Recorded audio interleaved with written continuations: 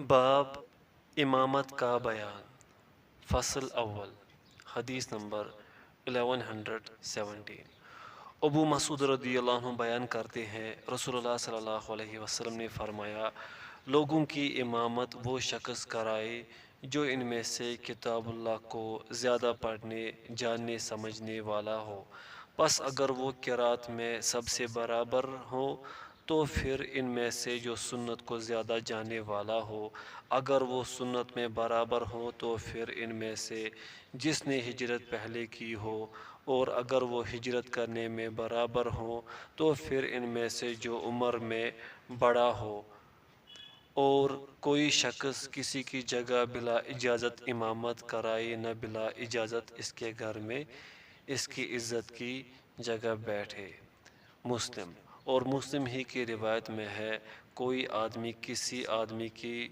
اس کے گھر میں امامت نہ کرائے رواہ مسلم حدیث نمبر 1118 ابو سعید رضی اللہ عنہ بیان کرتے ہیں رسول اللہ صلی اللہ علیہ وسلم نے فرمایا جب 3 افراد ہوں تو ان میں سے ایک ان کی امامت کرائے اور ان میں سے جو زیادہ قرآن پڑھنے والا ہے وہ امامت کا زیادہ حقدار ہے مسلم اور مالک بن حویرث رضی اللہ عنہ سے مروی حدیث باب فضل الاذان کے بعد والے باب میں بیان ہو چکی ہے رواہ مسلم فصل ثانی حدیث نمبر 1119 ابن عباس رضی اللہ عنہما بیان کرتے ہیں رسول اللہ صلی اللہ علیہ وسلم نے فرمایا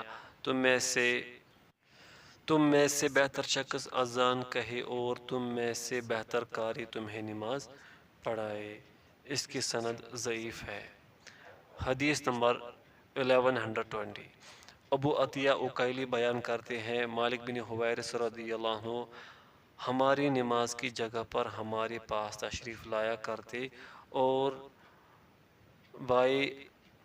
باتیں کیا کرتے تھے ایک روز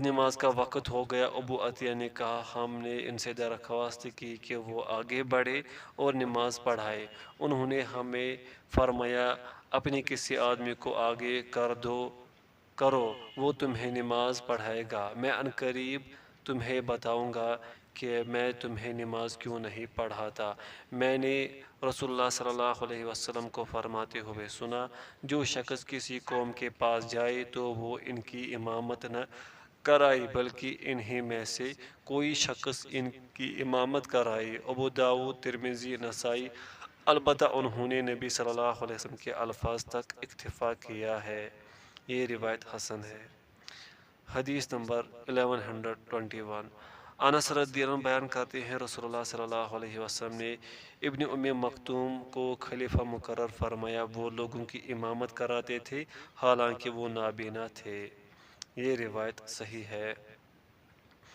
حدیث نمبر 1122 ابو امامہ رضی اللہ عنہ بیان کرتے ہیں رسول اللہ صلی اللہ علیہ وسلم نے فرمایا 3 قسم کے لوگوں کی نماز ان کے کانوں سے آگے نہیں جاتی مفرور غلام حتیٰ کہ وہ واپس آ جائے وہ عورت جو اس حال میں رات بسر کرے کہ اس کا خاوند اس پر ناراض ہو اور لوگوں کا امام جب کہ وہ اسے ناپسند کرتے ہوں ترمذی اور انہوں نے فرمایا یہ حدیث غریب ہے اس کی سند حسن ہے حدیث نمبر 1123 ابن عمر رضی اللہ عنہما بیان کرتے ہیں رسول اللہ صلی اللہ علیہ وسلم نے فرمایا 3 قسم کے لوگوں کی نماز قبول نہیں ہوتی وہ امام جسے مقتدی ناپسند کرتے ہوں ایک وہ شخص جو نماز کا وقت گزر جانے کے بعد نماز پڑھتا ہے اور ایک وہ آدمی جو کسی آزاد شخص کو غلام بنا لے اس کی سند ضعیف ہے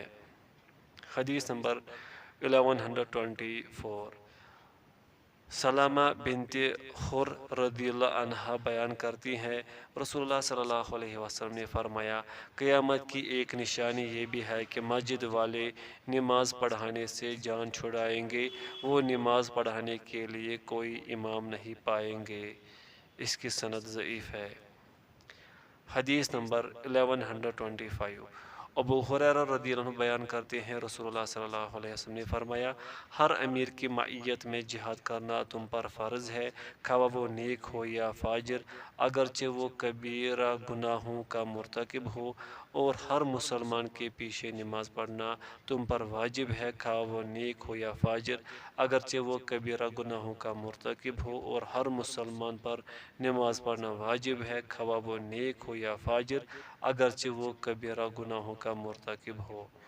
اس کی سند ضعیف ہے۔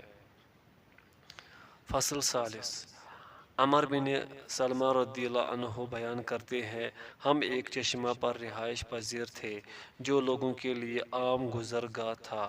قافلے ہمارے پاس سے گزرتے تو ہم ان سے پوچھتے رہتے کہ اب لوگوں کا کیا حال ہے اور اس شخص کی کیا کیفیت ہے، تو وہ کہتے اس شخص کا خیال ہے کہ اللہ نے اسے رسول بنا کر بھیجا ہے، اس کی طرف یہ وحی کی گئی ہے۔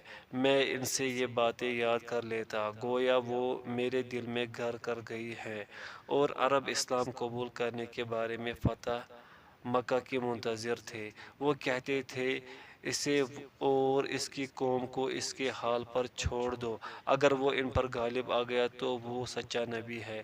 جب مکہ فتح ہوا تو ہر قوم نے اسلام قبول کرنے میں جلدی کی، اور میرے والد نے بھی اسلام قبول کرنے میں اپنی قوم سے جلدی کی۔ جب وہ واپس پہنچے تو انہوں نے فرمایا اللہ کی قسم میں سچے نبی کے پاس سے تمہارے پاس آیا ہوں۔ انہوں نے فرمایا ہے یہ نماز اس وقت پڑھو اور یہ نماز اس وقت پڑھو۔ تم میں سے کوئی ایک شخص اذان کہہ دے اور تم میں سے زیادہ قرآن پڑھنے والا تمہاری امامت کرائے۔ انہوں نے جائزہ لیا تو مجھ سے زیادہ قرآن جاننے والا کوئی نہیں تھا، کیونکہ میں قافلوں سے سن کر قرآن کا علم حاصل کر چکا تھا۔ انہوں نے مجھے اپنا امام بنا لیا۔ میں اس وقت 6 یا 7 برس کا تھا۔ میرے اوپر ایک چادر ہی تھی۔ جب میں سجدہ کرتا تو وہ سکڑ جاتی اور میرا سطر کھل جاتا۔ یہ دیکھ کر قبیلہ کی ایک عورت نے کہا تم اپنے امام کا سرین ہم سے کیوں نہیں چھپاتے ہو؟ انہوں نے کپڑا خریدا اور میرے لیے قمیض بنائی۔ میں جتنا اس قمیض سے خوش ہوا اتنا کسی اور چیز سے خوش نہیں ہوا۔ رواہ البخاری۔ حدیث نمبر 1127 ابن عمر رضی اللہ عنہما بیان کرتے ہیں جب اول مہاجرین مدینہ تشریف لائے تو ابو حذیفہ رضی اللہ عنہ کے آزاد کردہ غلام سالم ان کی امامت کرایا کرتے تھے، جبکہ عمر اور ابو سلمہ بن عبد الاسد رضی اللہ عنہما ان میں موجود تھے۔ رواہ البخاری۔ حدیث نمبر 1128 ابن عباس رضی اللہ عنہما بیان کرتے ہیں رسول اللہ صلی اللہ علیہ وسلم نے فرمایا 3 قسم کے لوگ ہیں جن کی نمازیں ان کے سر سے ایک بالشت بھی اوپر نہیں جاتی، وہ امام جس کے مقتدی اس سے ناراض ہوں، وہ عورت جو اس حال میں رات بسر کرے کہ اس کا خاوند اس سے ناراض ہو، اور باہم قطع تعلق کر لینے والے 2 بھائی۔ اس کی سند ضعیف ہے۔ باب امام کی ذمہ داری کا بیان۔ الفصل اول۔ حدیث نمبر 1129 انس رضی اللہ عنہ بیان کرتے ہیں میں نے نبی صلی اللہ علیہ وسلم کی سی بہت ہلکی اور بہت کامل نماز کسی امام کے پیچھے نہیں پڑھی۔ جب آپ کسی بچے کے رونے کی آواز سنتے تو اس اندیشے کے پیش نظر کہ اس کے والدہ کسی آزمائش سے دوچار ہو جائے گی، نماز ہلکی کر دیا کرتے تھے۔ متفق علیہ۔ حدیث نمبر 1130 ابو قتادہ رضی اللہ عنہ بیان کرتے ہیں رسول اللہ صلی اللہ علیہ وسلم نے فرمایا میں لمبی نماز پڑھنے کے ارادے سے نماز شروع کرتا ہوں، لیکن پھر میں بچے کے رونے کی آواز سنتا ہوں تو میں اپنی نماز میں کمی کر دیتا ہوں، اس لیے کہ میں جانتا ہوں کہ اس کے رونے کی وجہ سے اس کی والدہ غمگین ہوتی ہے۔ یعنی مختصر۔ متفق علیہ۔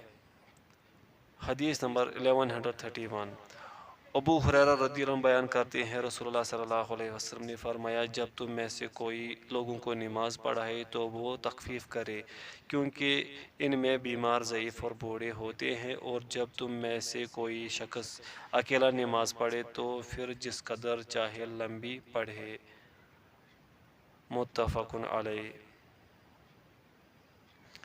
حدیث نمبر 1132۔ قیس بن ابی حازم رضی اللہ عنہ بیان کرتے ہیں ابو مسعود رضی اللہ عنہ نے مجھے بتایا کہ ایک آدمی نے عرض کیا، اللہ کے رسول صلی اللہ علیہ وسلم، اللہ کی قسم میں فلاں شخص کی وجہ سے نماز فجر دیر سے پڑھتا ہوں کیونکہ وہ ہمیں بہت لمبی نماز پڑھاتا ہے۔ چنانچہ میں نے رسول اللہ صلی اللہ علیہ وسلم کو واضح نصیحت کرتے وقت اس دن سے زیادہ ناراض کبھی نہیں دیکھا۔ پھر آپ صلی اللہ علیہ وسلم نے فرمایا بے شک تم میں کچھ نفرت دلانے والے بھی ہیں، پس تم میں سے جو شخص لوگوں کو نماز پڑھائے تو وہ اختصار سے کام لے کیونکہ ان میں ضعیف، بوڑھے اور حاجت مند بھی ہوتے ہیں۔ متفق علیہ۔ حدیث نمبر 1133۔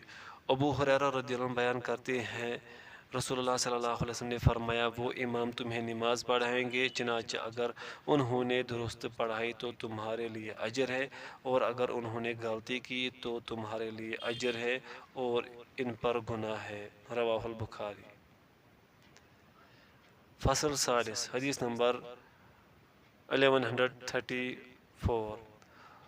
عثمان بن ابی العاص رضی اللہ عنہ بیان کرتے ہیں رسول اللہ صلی اللہ علیہ وسلم کی مجھے آخری وصیت یہ تھی، جب تم لوگوں کی امامت کرو تو انہیں ہلکی نماز پڑھو۔ مسلم۔ انہی سے مروی ایک روایت ہے کہ رسول اللہ صلی اللہ علیہ وسلم نے انہیں فرمایا اپنی قوم کی امامت کراؤ۔ وہ بیان کرتے ہیں میں نے عرض کیا اللہ کے رسول، میں اپنے دل میں کچھ وسوسہ پاتا ہوں۔ آپ صلی اللہ علیہ وسلم نے فرمایا قریب ہو جاؤ۔ آپ نے مجھے اپنے سامنے بٹھا لیا، پھر آپ نے اپنا ہاتھ میری چھاتی پر رکھ دیا، پھر فرمایا پہلو بدلو۔ پھر آپ صلی اللہ علیہ وسلم نے اپنا ہاتھ میرے کندھوں کے درمیان میری پشت پر رکھا، پھر فرمایا اپنی قوم کی امامت کراؤ۔ جو شخص کسی قوم کی امامت کرائے تو وہ ہلکی نماز پڑھائے کیونکہ ان میں بوڑھے ہوتے ہیں، ان میں مریض ہوتے ہیں، ان میں ضعیف ہوتے ہیں اور ان میں کوئی حاجت مند ہوتے ہیں۔ جب تم میں سے کوئی اکیلا نماز پڑھے تو پھر جیسے چاہے پڑھے۔ رواہ مسلم۔ حدیث نمبر 1135۔ ابن عمر رضی اللہ عنہما بیان کرتے ہیں نبی صلی اللہ علیہ وسلم ہمیں ہلکی نماز پڑھانے کا حکم دیا کرتے تھے، جبکہ آپ سورۃ الصافات سے ہماری امامت کرایا کرتے تھے۔ اس کی سند حسن ہے۔ باب مقتدی کے لیے امام کی مطابقت اور مسبوق کے حکم کا بیان۔ فصل اول۔ حدیث نمبر 1136۔ برا بن عازب رضی اللہ عنہ بیان کرتے ہیں ہم نبی صلی اللہ علیہ وسلم کے پیچھے نماز پڑھا کرتے تھے، جب آپ سمیع اللہ لمن حمدہ فرماتے تو ہم میں سے کوئی شخص اپنی کمر نہ جھکاتا حتیٰ کہ نبی صلی اللہ علیہ وسلم اپنی پیشانی زمین پر رکھ دیتے۔ متفق علیہ۔ حدیث نمبر 1137۔ انس رضی اللہ عنہ بیان کرتے ہیں ایک روز رسول اللہ صلی اللہ علیہ وسلم نے ہمیں نماز پڑھائی، جب آپ نماز پڑھ چکے تو آپ صلی اللہ علیہ وسلم نے اپنا چہرہ مبارک ہماری طرف کرتے ہوئے فرمایا لوگو میں تمہارا امام ہوں، تم رکوع و سجود، قیام اور نماز سے فارغ ہونے میں مجھ سے سبقت نہ کیا کرو کیونکہ میں اپنے آگے اور پیچھے سے تمہیں دیکھتا ہوں۔ رواہ مسلم۔ حدیث نمبر 1138۔